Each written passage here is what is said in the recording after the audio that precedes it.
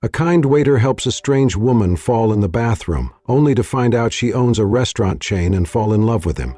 It was a cold winter evening, and the warmth inside Joe's diner made the clinking of cutlery and the murmur of low conversation feel almost comforting. Outside, the wind howled past the windows, sending leaves skittering down the empty sidewalks. Inside, people nursed hot coffees and greasy burgers, grateful to be indoors. The door chimed softly as a woman stepped inside. She wore a simple wool coat, a scarf loosely draped around her neck, and her posture was tight, tense, as if holding something back. Her face was pale, beads of sweat already forming at her temple despite the chill. She looked around quickly, eyes darting toward the sign above the restrooms. No one paid her much attention, just another tired woman trying to make it through the day. She pushed the restroom door open, her hand trembling on the handle. Inside, the fluorescent lights flickered slightly as she stumbled toward the sink. Her reflection in the mirror showed a woman on the verge of collapse. Her lips were beginning to turn blue. She clutched her chest and sank to the floor, gasping, struggling to breathe. Her vision blurred. Her body convulsed as a sharp pain stabbed through her chest and back, a sudden, overwhelming sensation she recognized far too well. Clara Bennett was dying. A rare and deadly heart condition she'd kept hidden from nearly everyone, one that had threatened her life before, had struck again. She was alone, and this time she might not make it. Barely conscious, Clara stretched out a trembling hand toward the door. Her fingers scraped the cold tile as her voice cracked, just above a whisper. "Help, please." The door opened a crack. A woman entered, glanced down and froze. Clara met her eyes. "Please, help me." The woman took a step back, holding her handbag closer. "I'm sorry," she muttered. I think someone else will come," and she turned and hurried out. A moment later, two girls stepped in, their chatter dying instantly at the sight of Clara on the floor. One whispered, "Do you think she's faking it?" "I saw something like this on TikTok," the other replied. "People pretend to pass out, then rob you when you get close." They left without another word. Back in the diner, Daniel stood at the beverage station pouring a refill for table 6. He overheard the girls as they passed. "Someone's lying on the bathroom floor. Probably a scam." Daniel frowned. Something didn't feel right.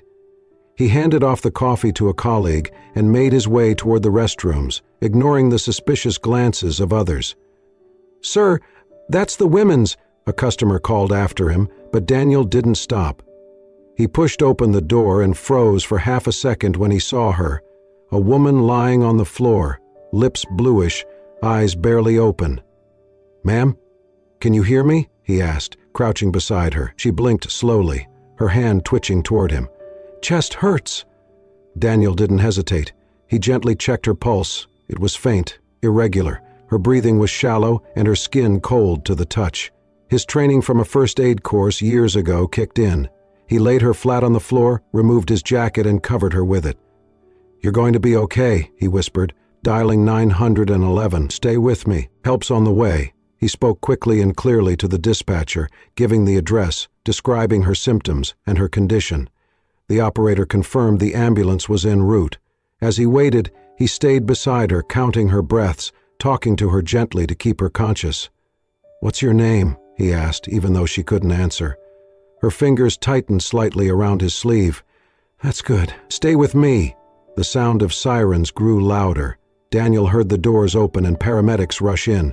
He stood, waving them over. "In here," he shouted. They burst through, immediately assessing her condition. "Possible thoracic aortic dissection," one muttered.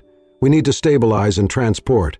As they lifted Clara onto the stretcher, Daniel watched, heart pounding. He had no idea who she was. No clue that the woman he'd just saved was one of the wealthiest restaurant owners in the country. To him, she was just a person who needed help when no one else would give it. As the medics wheeled her out, Clara looked at him one last time through heavy-lidded eyes. She opened her mouth, trying to speak. A sound escaped, hoarse and broken. Daniel reached out and gently squeezed her hand. "It's okay," he said softly. "You're going to be okay." And then, without hesitation, he followed the ambulance into the night. The hospital room was quiet, dimly lit by the soft glow of monitors.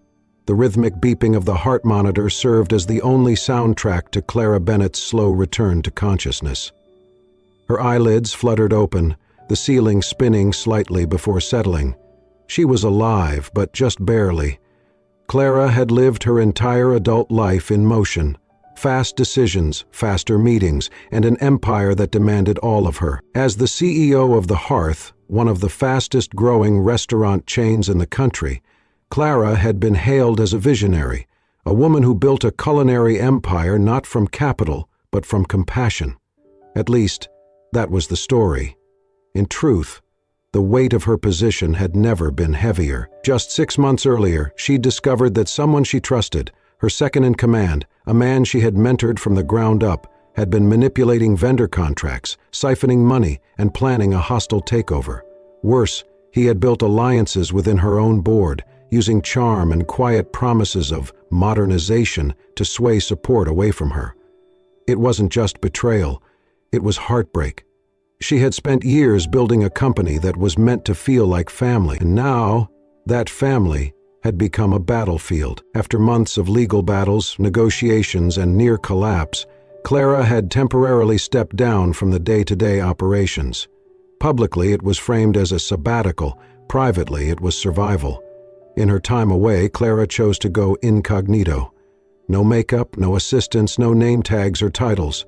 She visited small diners, roadside cafes, mom-and-pop shops, any place where food was served with a human touch, not brand polish. She wanted to remember what it felt like to be on the other side of the table, to see if kindness still existed in the wild, unfiltered parts of the world.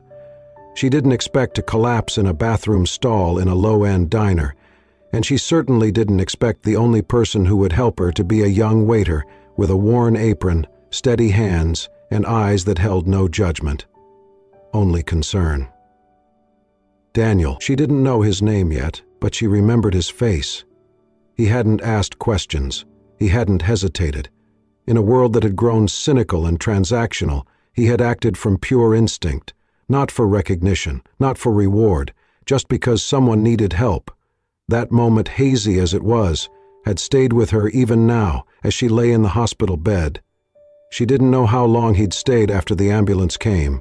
She didn't know if he'd even asked her name, but she knew the feeling he left behind, like someone had opened a door to fresh air in a room that had been sealed too long. For the first time in a long while, Clara felt something unexpected. Hope. A soft knock at the door pulled her from her thoughts. A nurse stepped in, smiling gently. "You're awake. That's a good sign." Clara nodded slowly. "How long?" "You were unconscious for a few hours after arrival. You had a thoracic aortic aneurysm, likely triggered by stress. You were lucky he found you when he did." "He?" Clara's voice was hoarse. "The waiter. He followed the ambulance, waited until we stabilized you, then left quietly. Didn't give a last name, just wanted to make sure you were okay." Clara swallowed hard. "He didn't even know who I was." The nurse tilted her head. "Maybe that's why he helped." When she was alone again, Clara stared at the ceiling, thinking. In her world, everyone had an angle. Every gesture came with a price. Even kindness had contracts. But this young man had proven her wrong in a single moment, one breath, one heartbeat, one instinctive act of courage. He didn't save Clara Bennett, CEO. He saved a woman on the floor, a stranger, and in doing so he had unknowingly given her the one thing she thought she had lost forever: faith. 3 weeks after her hospital release, Clara stood across the street from the same diner where everything had unraveled. Gone was the wool coat and the exhaustion that had haunted her eyes that night. In its place was a pair of jeans, a worn hoodie, and hair pulled into a loose ponytail. She looked nothing like the CEO who graced magazine covers. That was intentional. Today she came as nobody. She waited until the lunch rush began before slipping inside. The place looked exactly the same. Walls slightly faded, ketchup bottles half full, vinyl booths cracked at the edges, and yet something about it now felt warmer, familiar. Then she saw him. Daniel. He was wiping down a table, sleeves rolled up, his brow furrowed in concentration as he lined up the salt and pepper shakers just so. He hadn't changed, still moving with quiet efficiency, still offering small smiles to regulars who greeted him by name. He didn't recognize her. That was perfect. Clara took a seat in the back booth, close to the window. She waited until he noticed her, and when he did, he approached with the same calm energy he had shown the night he saved her life. "Welcome," he said. "You've got the best seat in the house, window view and away from the kitchen noise." Clara smiled. "Sounds like you've done this before." He grinned. "A few too many times." He handed her a menu. "Let me know when you're ready." She nodded, watching as he disappeared to another table. When he returned to take her order, she chose something simple, grilled cheese and tomato soup. He blinked. "Good choice. That's our one thing that never disappoints." "You say that like you've tried everything on the menu." "Too many late shifts," he replied. "Eventually you stop eating for taste and start eating for survival." That made her laugh. They spoke in short bursts. Nothing deep, nothing personal, but something in his manner, unaffected, sincere, made her want to ask more. When he brought her food, she took a deep breath. "So, what's your story?" He raised an eyebrow. "That's usually my line," she gestured around. "Most people don't stay in jobs like this unless there's a reason." Daniel shrugged, sliding into the booth across from her without asking. "Fair enough. I grew up a few towns over, took care of my mom till she passed, got a scholarship for culinary school but had to drop out when the money ran out. Been working since." Clara tilted her head. "You wanted to be a chef?" "Still do," he said quietly. "But dreams cost money. Rent costs more." She looked at him, seeing the layers beneath the uniform, the quiet intellect, the humor, the honesty. She found herself wanting to know more. "You ever think of trying again?" He shook his head. "Not in the cards right now. I make decent tips. And I like being around people. Feels like I'm still part of the kitchen, even if I'm not behind the stove." There was no bitterness in his voice, just acceptance. That's what struck her most. Here was a man who had saved her life with no fanfare, a man who once dreamed big, lost his chance, and stayed kind anyway. She reached for her coffee, then paused. "Do you drink coffee after work?" Daniel blinked. "Sometimes." "Good," she said, standing. "Then you're coming with me after your shift, my treat." He laughed, a soft, surprised sound. "Just like that?" "Just like that. Are you always this forward?" "Only with people who deserve it." When his shift ended an hour later, they walked to the small cafe around the corner. They sat near the back, cups in hand, the conversation spilling more easily now. They spoke of books and food, of the kind of music you only listen to when driving alone. They didn't talk about who they were or what they'd lost. For 2 hours they were just two people sharing warmth. And for the first time in a long while, Clara didn't feel like she had to hide or prove anything. The next few weeks passed like a quiet unfolding. Clara became a regular at the diner, not every day, but often enough that Daniel would start her coffee without asking. They laughed more, lingered longer in conversations. He still did not know who she was, and she still did not tell him. Clara hadn't planned for it to last this long. At first, she only wanted to see the man who had saved her life. Then she wanted to thank him. Then, she simply wanted to be around him.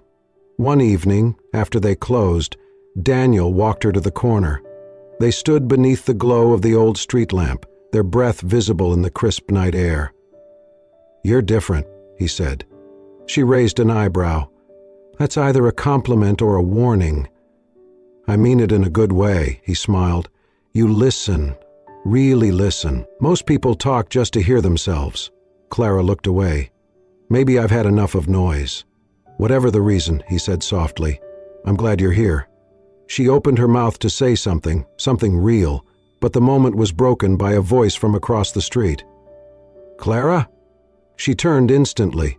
A tall man in a tailored coat stood by the curb, staring at her with unmistakable recognition. His voice carried, "Clara Bennett? From the hearth? My God, I almost didn't recognize you." Daniel froze. Clara's face remained calm, but her silence said enough. The man approached. "I used to work for your marketing division, back in the early expansion days. I didn't expect to see you here." Daniel's breath caught. His mind raced. Clara Bennett? The hearth? The name hit him like cold water. He stepped back slowly, his eyes narrowing. Clara Bennett? He repeated, quieter this time. She looked at him then, fully, honestly. Yes? Daniel blinked. You're the CEO? The one in all those profiles? The restaurant empire? I was. His face twisted, not in anger, but confusion, hurt blooming underneath. So, all this time, you knew who I was. You knew I didn't know you, and you just let me, talk about my failed dreams, my rent problems? You just sat there? It wasn't like that, she said softly. Then what was it? He asked, taking another step back. Some kind of social experiment? Were you testing me, seeing if I'd treat you differently if I didn't know? No. You could have told me. I could have, she agreed, but I didn't, because I liked how you saw me. That I saw you as normal? That you saw me at all? Daniel laughed once, short and bitter. This whole time I thought I was getting to know someone who understood me. Turns out I was just a story you hadn't written yet. Clara's voice caught, but she steadied herself. Daniel, when you found me on that bathroom floor, I wasn't a CEO. I wasn't anything but a terrified, broken woman who thought she might die alone. He looked away. You didn't know my name, and you helped me anyway. That's why I came back, because you reminded me of who I was before all the noise. He said nothing.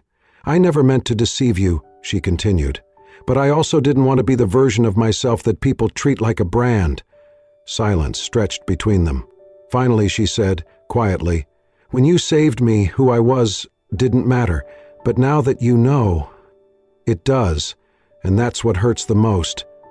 Daniel exhaled. I don't know what to say. You don't have to say anything. She stepped back, her voice barely above a whisper.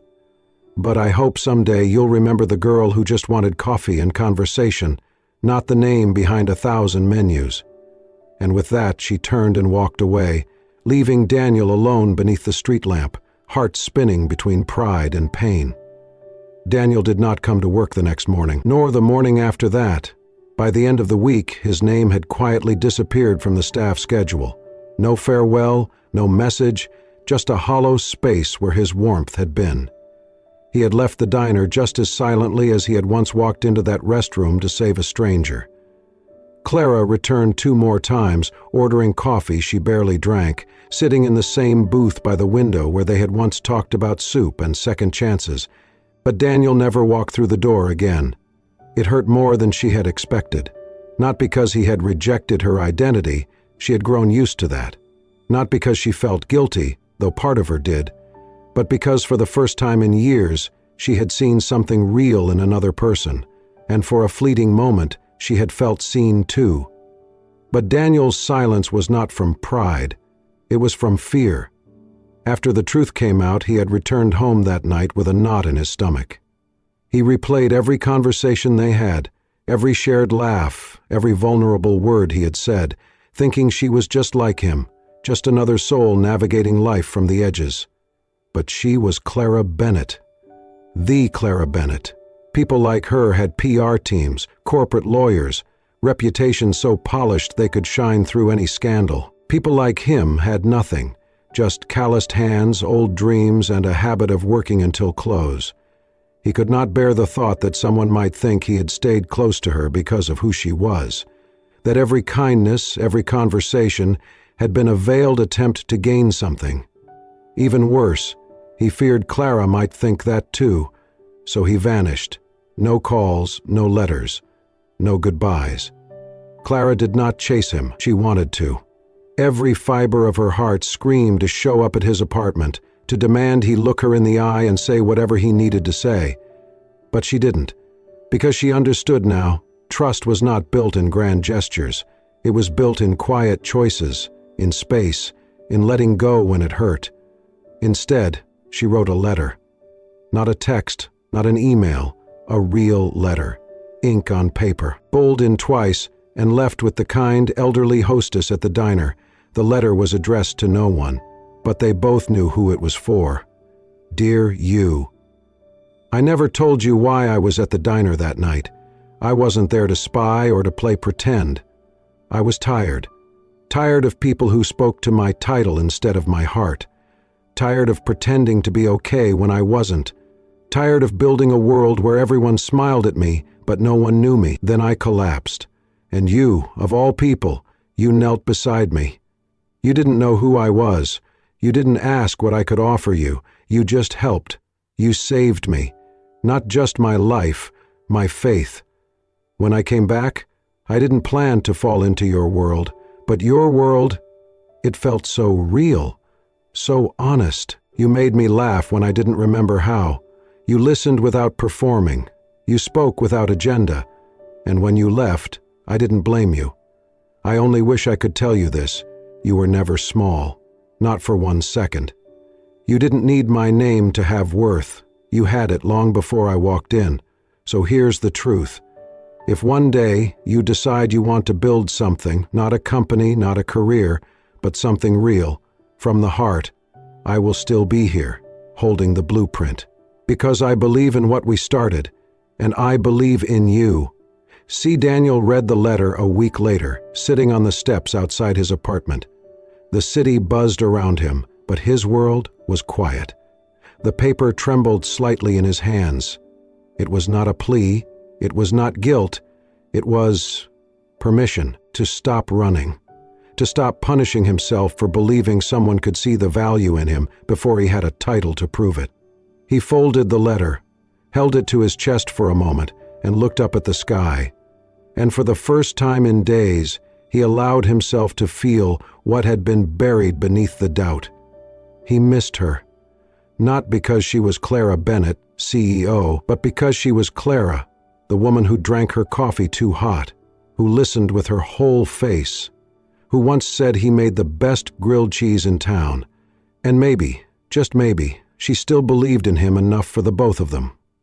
The letter stayed in Daniel's coat pocket for 3 days.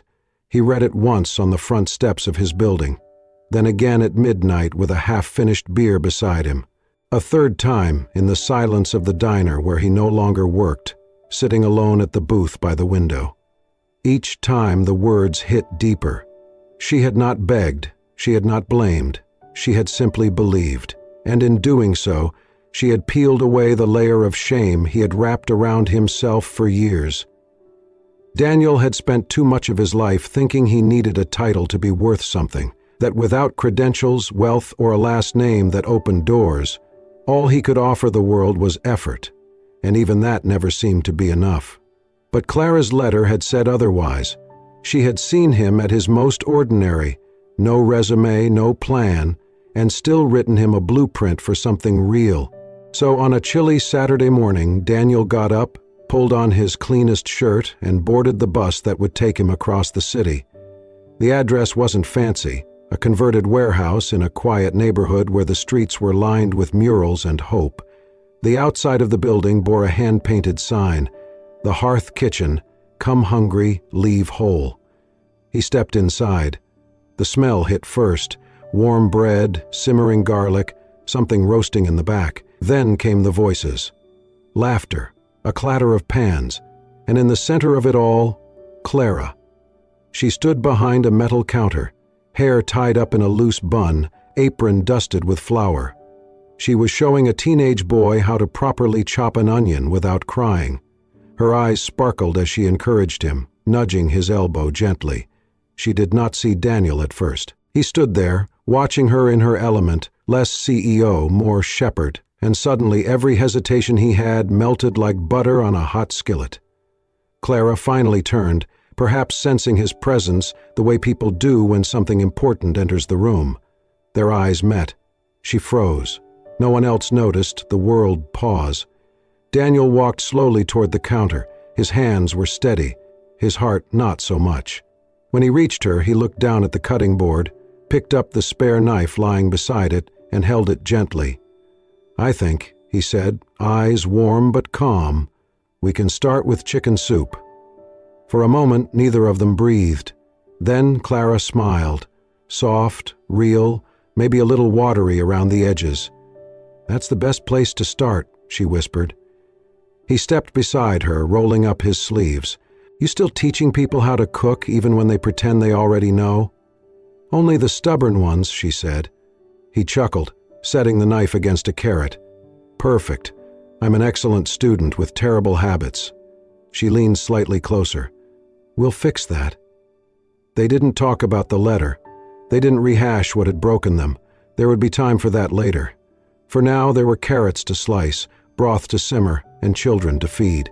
As they cooked together, Clara stole a glance at him, focused, careful, his hands steady and his eyes calm. She hadn't realized how much she missed the sound of his voice, the way he always filled the silence with ease, never pressure.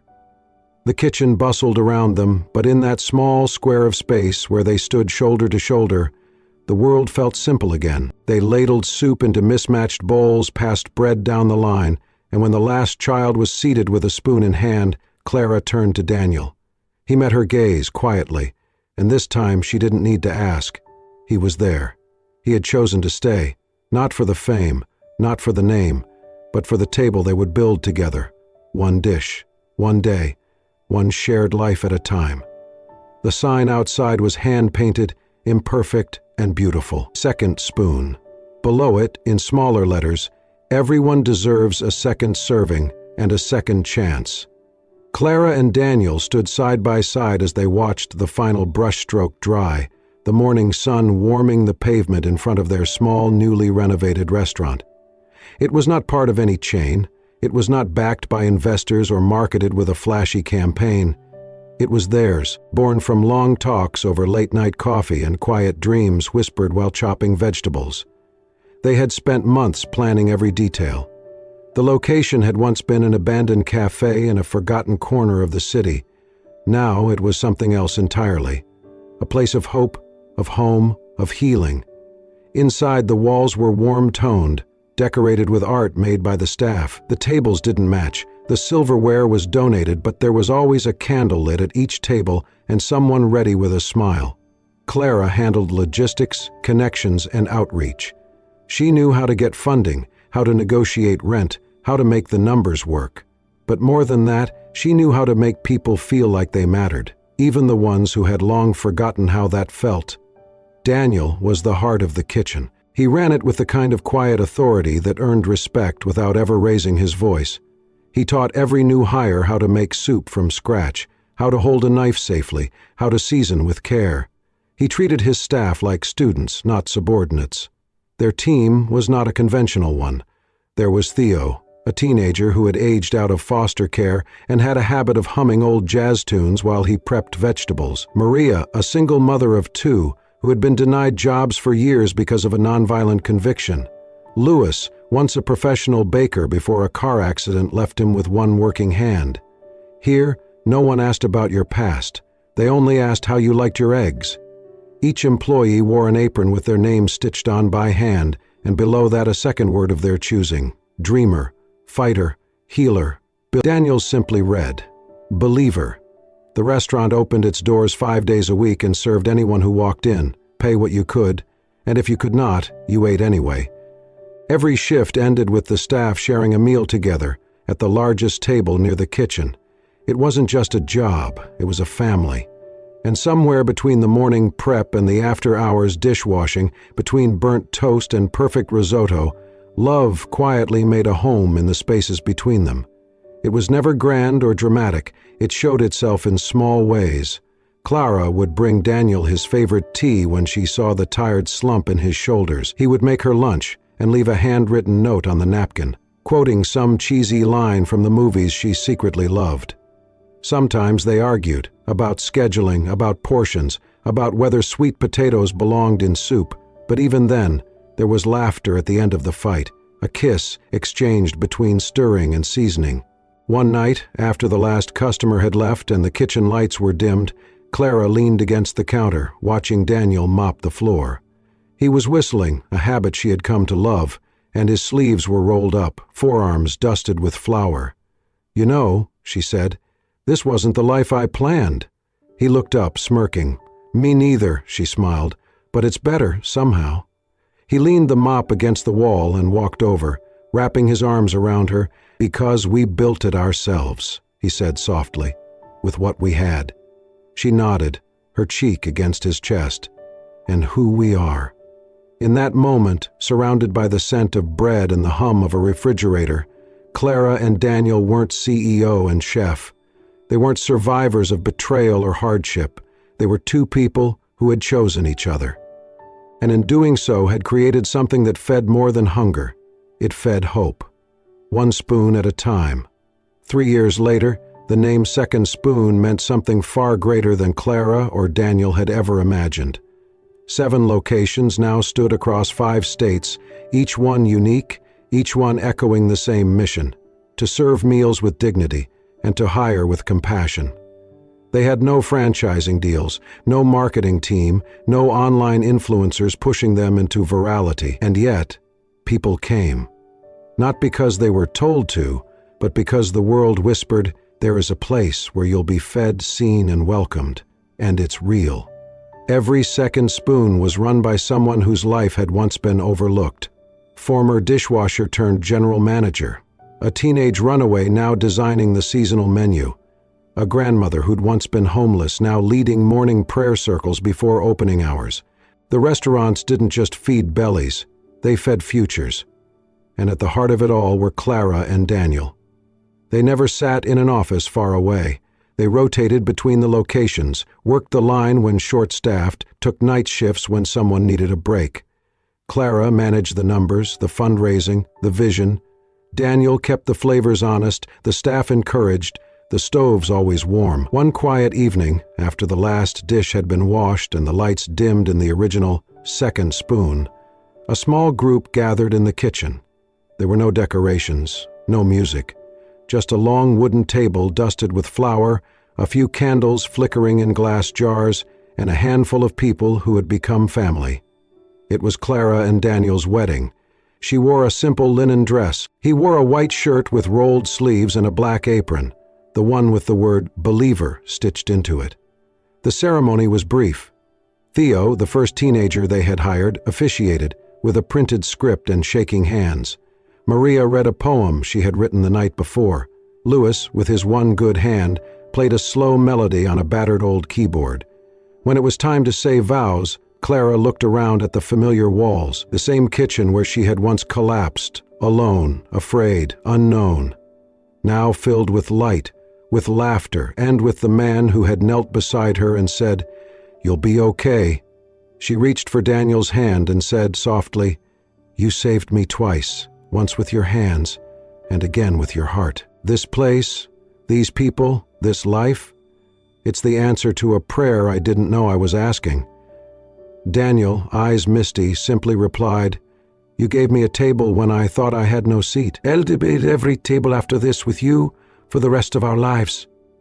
When they kissed, the kitchen erupted in applause, the clatter of spoons and pans louder than any church bell. Outside, above the door of the restaurant, a new wooden sign had been hung earlier that morning. It read, "This is not a restaurant. This is a thank you." 1 year later, the sun had set on another long day of chopping, stirring, laughing, living.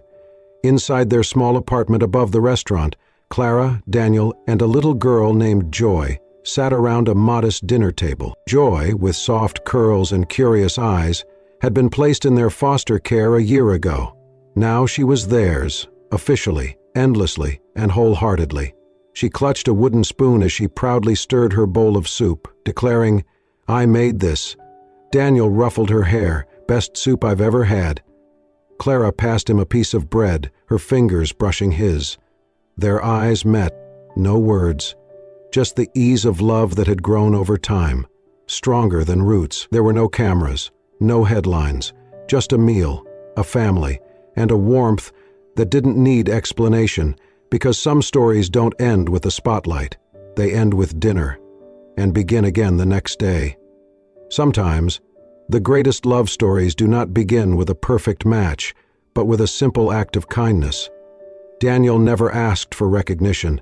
Clara never expected to be saved. But together they built more than just a restaurant. They built a refuge, a reminder that the world still holds gentle people, warm meals, and second chances.